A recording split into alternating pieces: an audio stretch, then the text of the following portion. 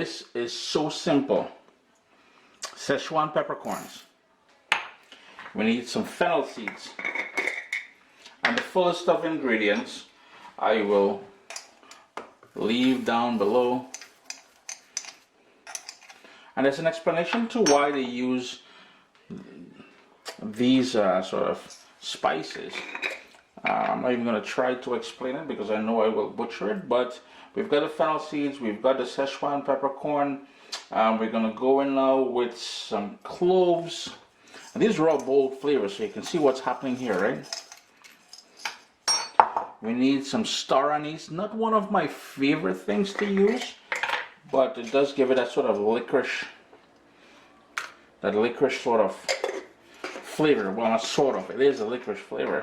And we need 1 stick of cinnamon. Now that cinnamon is going to take forever to break down in my tiny little spice grinder here. So what I'm going to do, I'm going to smash that first.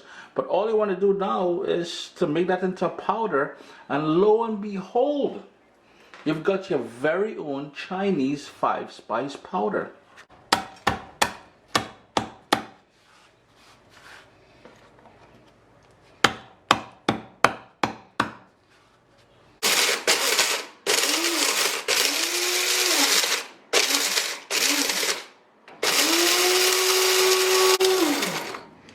And ever so often, you would just scrape down the sides, well, depending on the spice grinder that you use.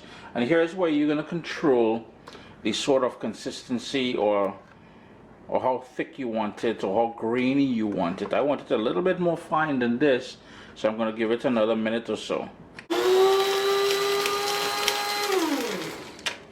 And ladies and gentlemen, I give you your very own, and it's so simple to make. And you know the beauty about making your own 5-spice powder. Yes, you can go out and you can buy this. That is cool. If you want to go the lazy person route, you can certainly do that.